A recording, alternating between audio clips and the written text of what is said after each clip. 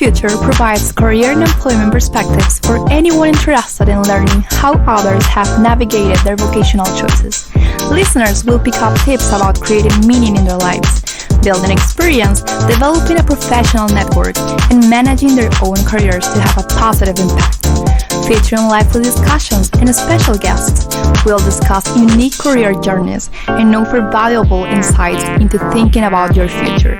It's never too soon to begin planning your career path, and it's never too late to make a change.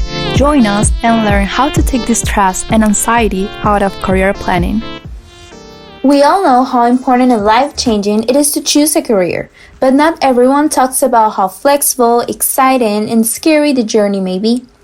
Join Talent Acquisition and Development Manager Santita Prather and myself, Danna Matheus, as we dive into some of the myths and truths about career success, development networks, and possibly impacting our vocational perspective. And now, sit back and enjoy this episode's conversation.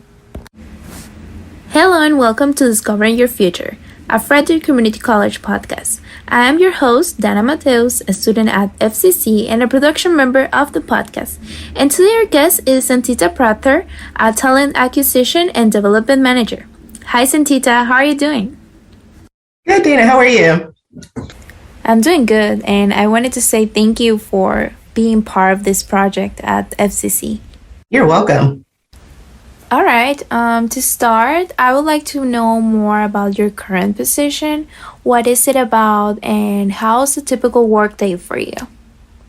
Okay, so my position, I'm a manager of talent acquisition and development for a small credit union. Our headquarters is in Germantown, Maryland. So my job, my primary role is to recruit for the various positions in the credit union. So my day, it can be pretty busy. Part of talent acquisition is kind of reviewing resumes, reaching out and asking, questions. So we like to do a screening interview with an individual to make sure before we move forward with a formal interview to make sure that this is something they're interested in and we're interested in that person and they have the skills or experience that we're looking for. Then in terms of once you do make a decision after the interviewing, then there's the onboarding.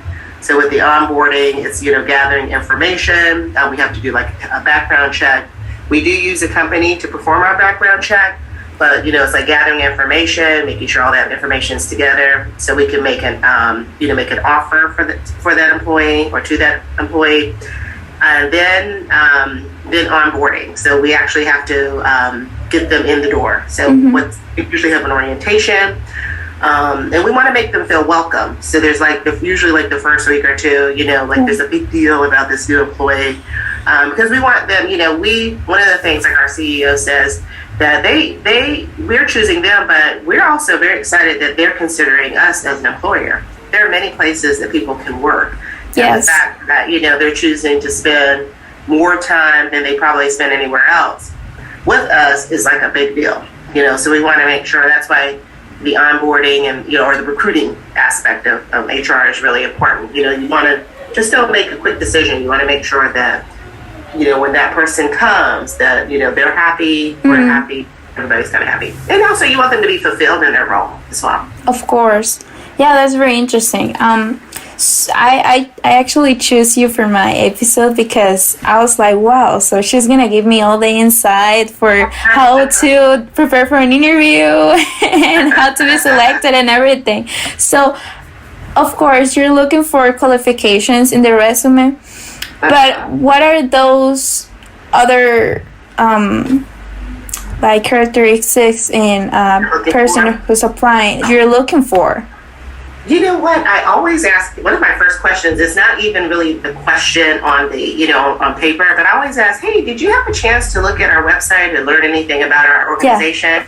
And as soon as they tell me that I say, oh, tell me about us. It kind of throws people because I think they just think you're going to go, oh, okay, and then move on to the question. And I want to hear what they're thinking about us. Because, so in their initial research, first of all, I'm impressed that they, taken the time to look us up to see who we're about. But if they have questions, that means they're curious about us. You know what I mean? So there's a little bit more investment in the interview process to me. when they can do that.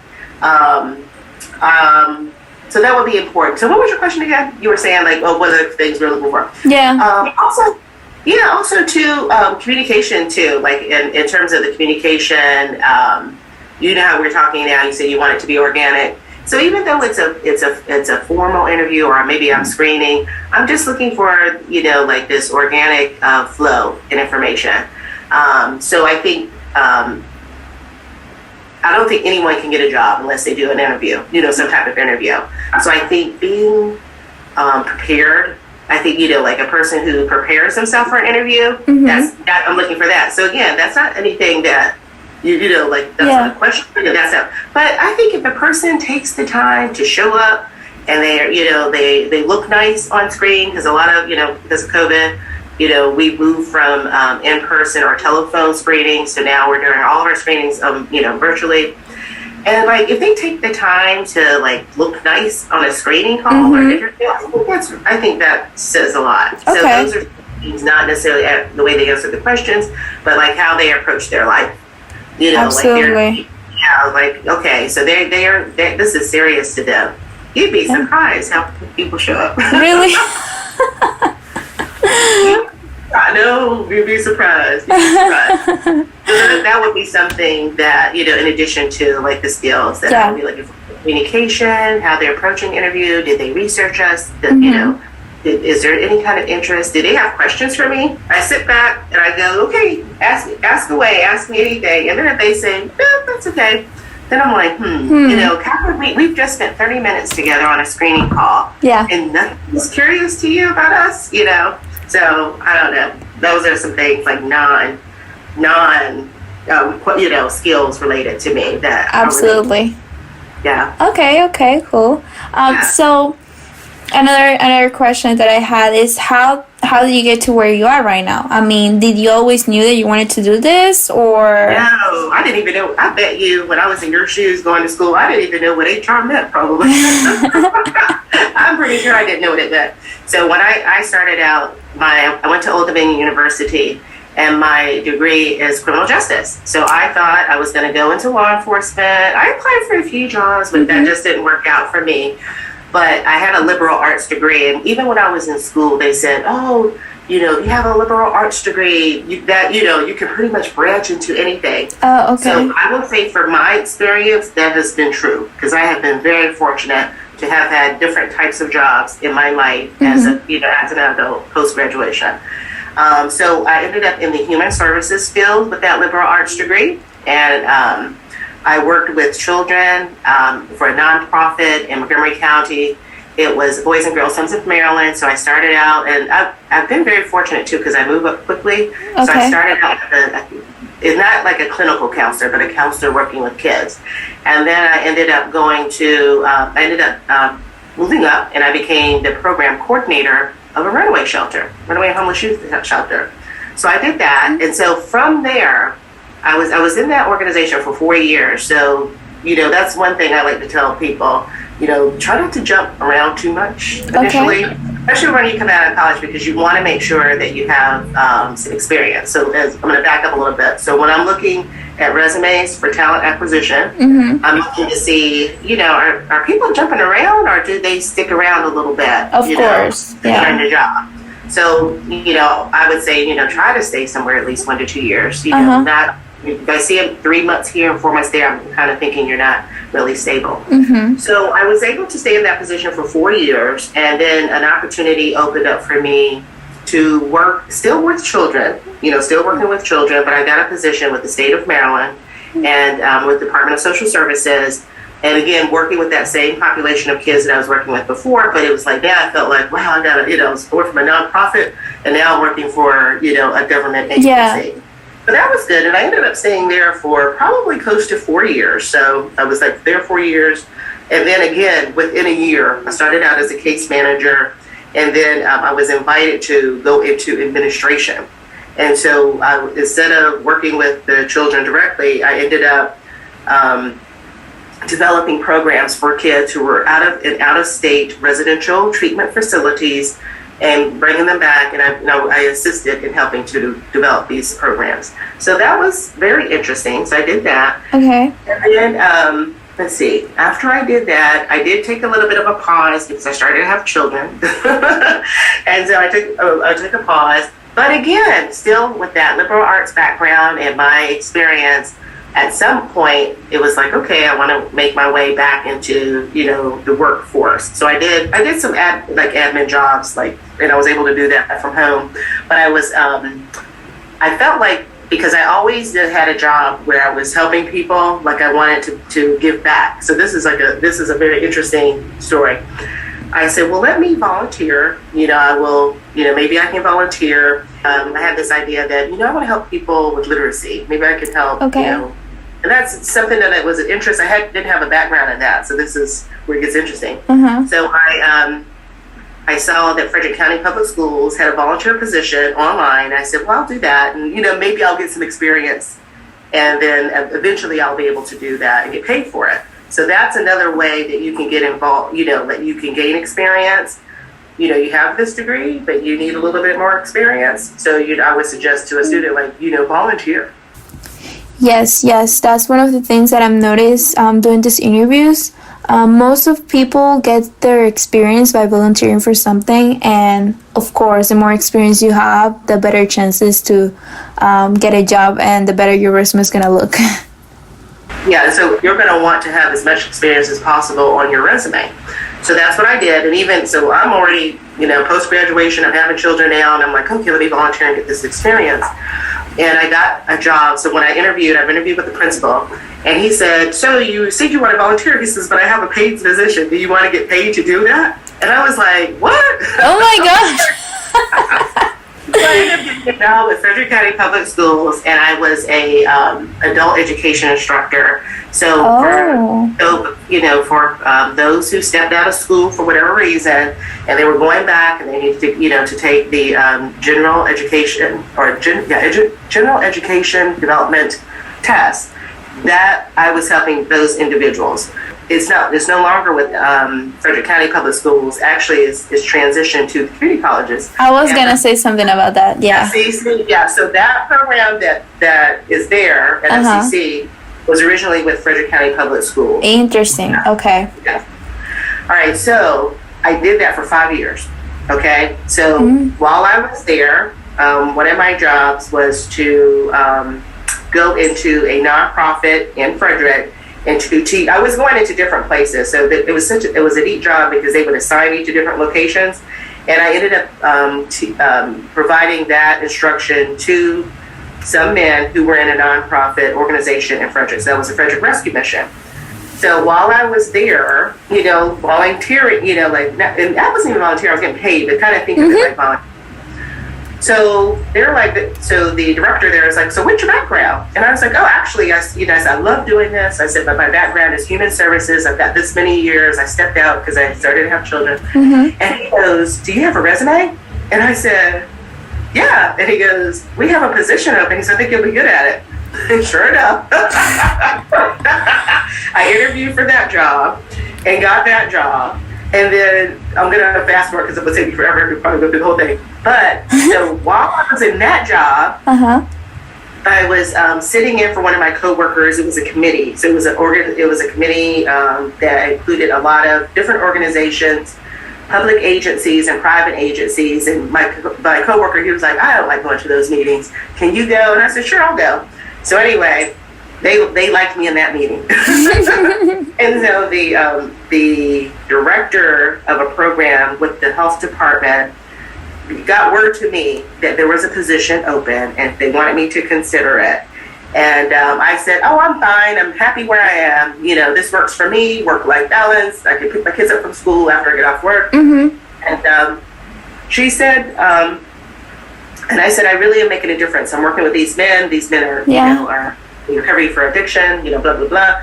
And she said, I would like you to consider working for us because she said, if you work for me, she says, I will give you a platform to, she says, you're helping a few people, but I'll give you a platform to help the entire county. And I was like, wow, okay. I can't, and before you get a job, you don't know what that means. You know, you're just kind of, I'm like, wow, but it just stood out. She's like, I will give you the platform to help people, more than, 9 people. I can give you to help people throughout our county. And I just thought, I always felt like whatever job I had, it was going to be helping people. And I thought, well, you know what? I talked about it with my family, and I thought, okay, I'm gonna do this. So I ended up working for the health department for 8 years, and I was helping people, and I got to do some amazing things. I got to create programs for people in recovery. I got to plan like community-wide events for awareness. I even partnered with FCC, and we did a few things. I would come to some of the classes in the social work program, or I think that's what it's called, and I would speak to the students there. So it was an amazing opportunity, but by that time I'm going, I didn't go to school for this. So I used to talk about that with my boss, and she was amazing. And I said, gosh, I feel like I should go back to school and get my degree in this. And she goes, why? You're already doing it. Yeah. She goes, your degree's fine. We hired you. You're fine. I said, I know, but everybody, she goes, like, everyone's path is different. Like how you exactly. Everyone's path is different. And she said, it's just what you're willing to do and what you're willing to give, and you're willing to learn, and you're just being so willing. And she says, that's why you're able to do what you do. So anyway.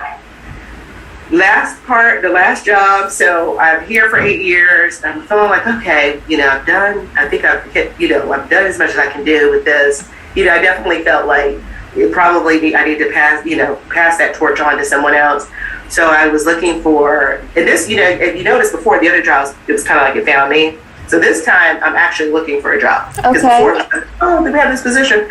So now it's like, okay, I'm going to step out of my comfort zone, and I'm older now. And I'm thinking, like, it's going to be hard. And I don't know if I'm going to be able to find, find a job. But there was a piece in this particular ad. It was with the credit union, Sky Point Federal Credit Union.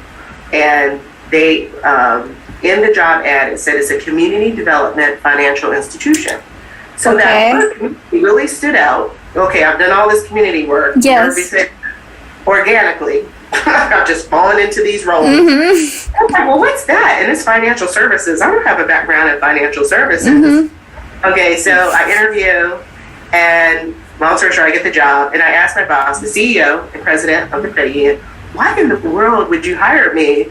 And I just literally said that. I have no background in financial services. He says, because you had all the transferable skills. So that is what's key. So that's something like that, what I would want students to know, like anything that you're doing, just know that it's preparing you for the next thing. Absolutely. Always give your 100% when you're doing something, even if the job stinks. Because, my first job when I was working with the runaway and homeless youth shelter, the job didn't stink, but there were some things about it. Like I initially had to spend the night. We had to stay up overnight 2 nights a week. And that stuff, but it was like, I don't have any experience. You kind of have to do what you have to do to get the experience. Yes, I agree. More kind of work. So it was like, okay, I'm 20, I think I was like 22 at the time. I was like, okay, I'm 22 years old. I got to do this. I have no experience. And then the jobs I was applying to, they would not take me. Like I was trying to go into more of, the criminal justice. So I was applying for probation officer jobs. I was applying for jobs in law enforcement. And I just couldn't penetrate that. Like they would say, oh, you don't have enough experience. Oh, you need more experience. So I found this other path through human services, and you saw I already showed you how that progressed. Yes. So it's like you just have to keep, you keep plugging away. So volunteer. Don't, even if the job is not what you think is ideal, just get that experience. Don't jump around. Do not jump around. And talk to people and let people know what you're interested in. Absolutely. Yeah, so I think that, whatever degree you get, I think is important. I think it's very helpful. There's so much you can get from learning, and it just opens your eyes to things you normally wouldn't be exposed to. But I would venture to say, especially now, most people will not probably stay in the field that they think they're going into. I think it's going to be, you might start out that way, but there's a chance it's going to develop to something, or, you know, grow into something else. And that's okay, because you learn something there too that you can apply to other things, not necessarily the one, you know, the same career path that you're studying. Yeah, that's very interesting, because with my past guest, she actually was talking about volunteering, because it's true. That's how you get your experience, and that also can help you discover what is the thing that you actually like or love through volunteering, through those different experiences, because you can think like, oh yeah, I love criminal justice and I want to do this and I want to do that, but once you're there, you're like, oh no, I don't like this. So you have to ask now, why am I doing talent acquisition? How in the world did I get it in HR? So when I was in the job that I had, it was a new initiative, and I had to hire a lot of people for these positions. I knew nothing, like I said before, I knew nothing about HR, nothing. But because I had to hire all these positions, I had to learn about HR, you know, from, you know, in terms of recruiting, in terms of even, you know, like once you become a supervisor, supervisors do a lot of HR related things. So I got interested, and it was like, like, this is really interesting. And I thought about it. At one point I was like, man, I do a lot of hiring for this new department. You know, like, this is new. And I asked HR, and I would always spend a lot of time with HR too. So I said, is any other department hiring like me? They're like, no, you hire a lot of people. You know, there was one other department that did hire a lot, but for a new department, you know, I was doing quite a bit of hiring. And so I thought, wow, you know, like, I like this. I like talking to people, because that's what I liked about the talent acquisition piece, is that I get to talk to all these people. And I just really like that. As you can tell, I like to talk. So that was what was neat to me. But also, too, it fit in with, I always wanted a job helping people and making sure, I didn't mention this earlier, making sure that they had a quality of life for them. And I think if people are looking for work, you know, like, it's kind of marrying the two things I'm talking about, you know, like making sure that people are in a job that they like and they can be passionate about, and show up every day and contribute to this world. So that's why I'm in talent acquisition at this point. I never dreamed of being a HR person, manager. Yeah. No, there's nothing in anything that I've written.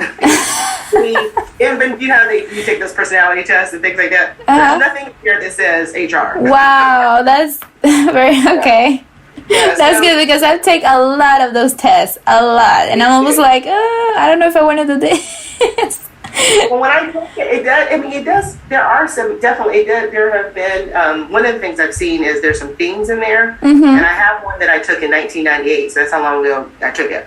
And I like to look at it, because it was like, wow, I did this, I did this, I did that. Awesome. So that's kind of neat that there, you know, there's a pattern, or I actually did that. So I definitely think people should definitely do those tests. If it does give you some insight. Some insight, yeah.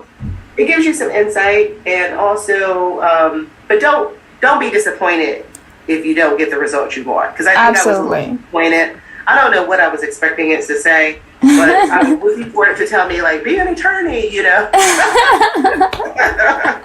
It didn't say that, you know. So what would you say? So, what that is your passion? When and how exactly did you discover that? Like, my passion? Yeah. Oh, I think that for me, the passion wasn't necessarily the job. It was more the passion of helping people.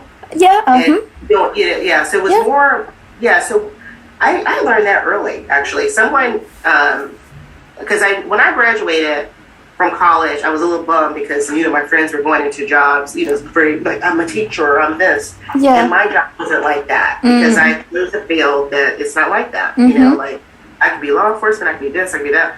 And I was a little bummed. So a woman shared a book with me, What Color is Your Parachute? And that, you know, and you have to do all these exercises, and it's still something. It's had several editions. You could do that today. But what I got, my takeaway from that book is, I'm probably not going to be a traditional, you know, like, have a job for, you know, 30 years and retire kind of a person. I kind of knew that. I knew that early on. Okay. But like I said, the thing that I did know was I wanted a job where I felt like I was contributing and helping people. So I can relate to that a lot. Yeah, yeah, and not everyone has that. Some people, they don't want that, and that's fine. Some people might want to entertain people. Some people may want to, they like crunching numbers, and they like, being analytical. But just kind of knowing what makes you, what fulfills you, or what, I'm trying to think of the word I want to use. How do you get energized? What energizes you? What kinds of thing? And so for me, it's that social piece is real important. And I think that I knew that. But if I had a job where I probably just did, numbers, calculations all day, that might be a little hard, for me, because I don't get fed. I'm not fed that way. Exactly. So. Yeah, I agree. I actually can relate to that, to the helping people part, because I feel like I recently discovered that. I very got into real estate, and the reason why I wanted to do that, one of the reasons was because in my mind I was like, okay, I speak Spanish and I speak English, and I feel like I can help a lot of people that only speak Spanish and are maybe scared to buy a house, and I can open that possibility for them, or I can get them excited about it because there's something that they can do. So that was really something that got me like, I want to do this, I want to do that, helping my community. And through this podcast as well, like we are helping a lot of students that had the same mental crisis that I sometimes had, right? Yes. That's good. I like that. I love that whole, that you found a way to marry, what you're passionate about, helping people, but it's also providing, income for you for your future and stability. Yeah. So that's when you can do that, that's awesome. You can put all exactly. Yeah, so you're not just doing it for free, but you're getting paid to do something that you could do for free. Totally. So how will you, I'm just curious, how will you compare your dream job from when you were in high school to college to now? I mean, I just want to put a contrast in those different. Yeah, I couldn't have imagined this. That's what I'm saying. When I was young, I don't even know. I'm thinking back. I don't know what I was. I think I've just been always open. Okay. I've always been open. You know what? I don't know what I'm going to do next. I'm already saying that, Yeah, absolutely. What am I going to do next? What is it going to be? Is it going to be more of this? Is it going to be something different? I just keep my options open. Yeah, and then try to learn as much as I can in the position that I am. Yeah. Absolutely. All right, this has been another episode of Discovering Your Future with an amazing story and amazing advice from our guest, Santita Prather. Thank you for listening. Hope this episode has served as inspiration for you and will help you make wise decisions involving your professional career. We appreciate your continued support. If you have any questions or topic suggestions, feel free to leave them in a comment section. And don't forget to visit the FCC website for great career info and counseling.